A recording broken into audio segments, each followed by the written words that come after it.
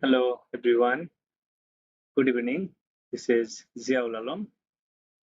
I'm a fellow member of the Institute of Chartered Accountants of Bangladesh and associate member of Institute of Chartered Accountants of England and Wales.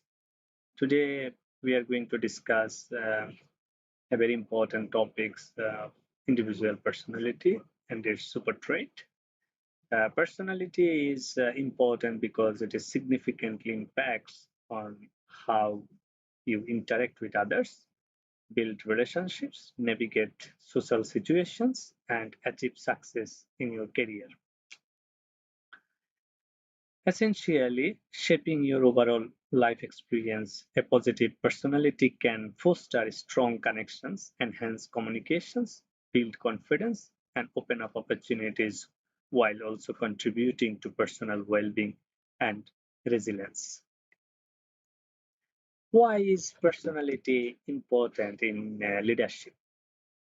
When working to earn an MBA, you learn more than hard skills such as data analysis and marketing.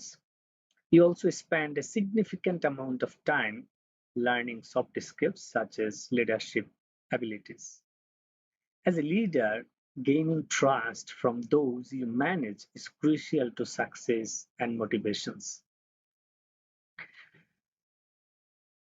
Possibly the most important way to earn trust is by acting with integrity. The intersection between leadership, trust, and integrity is vital to understand for everyone striving to develop as a leader. Personality plays a crucial role in effective leadership, influencing how leaders interact with others, with their teams, make decisions, and inspire others. Here's some breakdown of why it matters. It matters because building trust and relationships, influencing, motivating, communication and interpersonal skills, decision making and problem solving, creating a positive work environment, self awareness, adaptability. What is personality? Norms are very critical for interpreting personality assessment. Without norms, it is extremely difficult to compare you effectively to other individuals and see what is uniquely you. It is likely having a reference range for blood pressure readings. A raw number itself doesn't tell the whole story. Here are some norms function: standardization, interpretation, types of norms, and importance. So most people have an intuitive idea of personality that is not far away from how social scientists understand it. Our families are where we typically first learn that people have a degree of consistency in how they interact with others. And later, as we make friends, we interpret other people's behaviors in terms of character, personal style, or habit. Later in the world of work, we hear and see that leader and co-workers succeed or have problems because of the way they work with others. Personality is formally defined as a set of habitual behaviors, cognitions, and emotional patterns that evolves from biological and environmental factors. But trait-based personality theories says the traits that predict a person's behavior. On the other hand, more behavioral-based approach defines personality through learning and habits. Nevertheless, most definitions and theories view personality as relatively stable configurations of preferences of how you like to live. How personality actually functions. The first one is the role of the situation. How you actually act is an interaction between your preferences and the situation. If the situation is strongly defined, your personality preferences are not very useful for predicting what will happen. For example, like in an emergency situation, everyone pushes towards the door regardless of personality type. Personality fixed or changeable. Personality change is very complicated process. Most people can change, but tend not to, as it is easier to temporarily alter your behavior. Recent studies indicate that commitment to deliberate practice and belief in growth to lead more successful results. In other words, awareness of one's personality traits and belief in personal growth and can provide a starting point, guide, and motivation for personality development. The most important point to consider between trait-based versus self-monitoring. Not everyone expresses the traits or personality as strongly as others. For some people, their personality is central to their personal identity. For others, their personal values and history are what drives their behavior. Some people are naturally more self-monitoring than others. In other words, some people regulate their behavior to accommodate the social situation. People who are high on self-monitoring tend to closely monitor their audience in order to ensure appropriate or desired public appearance and are less concerned with experiencing their personalities. Personality is relative. By relative, we mean that possessions of a particular trait is a matter of degree. We might describe two individuals are extroverts, but still see one as more extroverted than the others. The main purpose of using a norming group is to provide this comparison in order to help you rate your level of a specific trait relative to others, controlling for country and gender. The report uses expressions such as extrovert or high in extroversion to describe someone who is likely to be seen by others as a relatively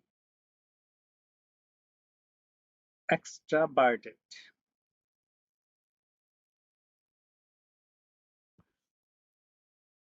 5 super traits are: number 1, emotional reactiveness, emotional reactions or emotional stability, whatever you say.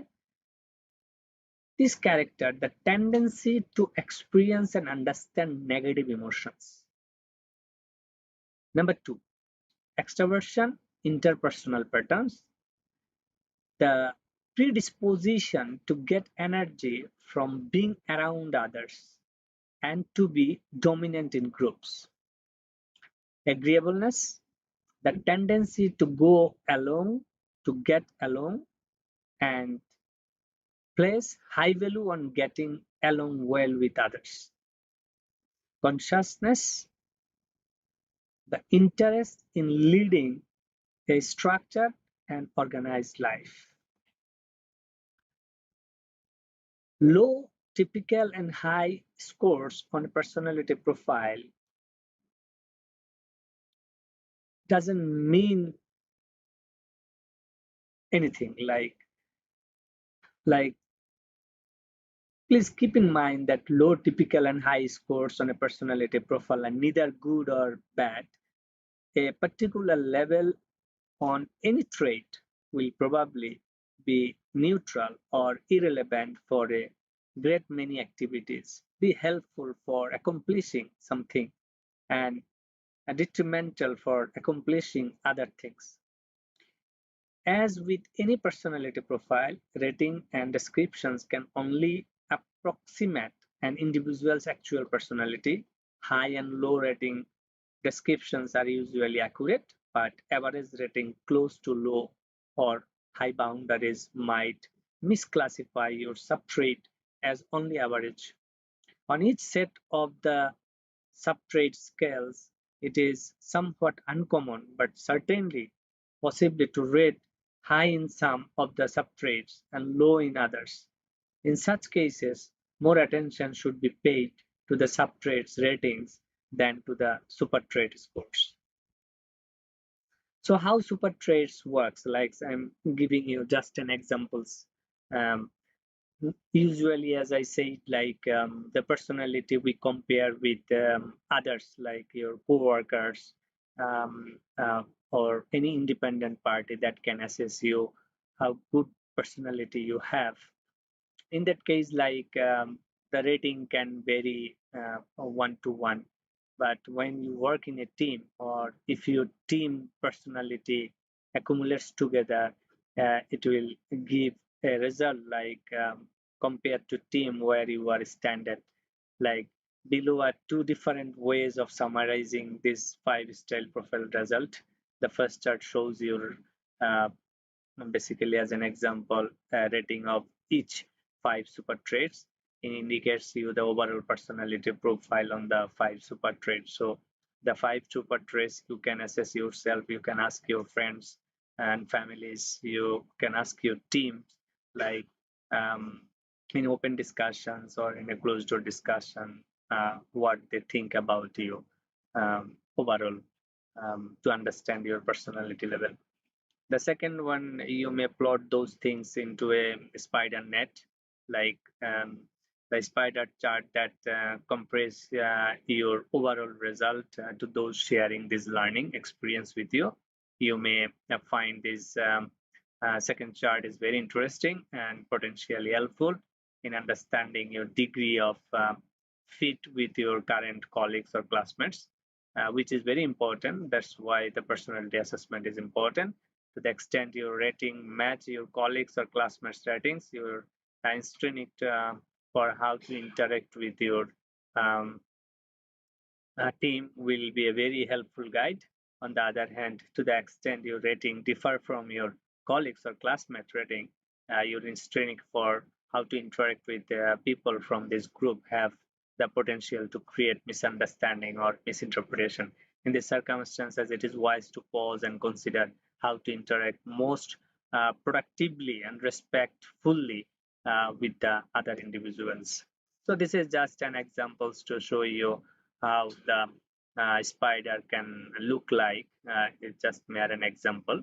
Your spider may different, but most importantly, you need to understand these five steps, major uh, steps to understand your personality. So this is the first part of the personality assessment I'm sharing with the experience.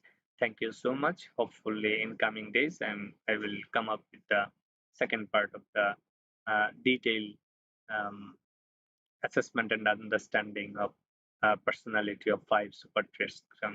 So happy learning. Thank you.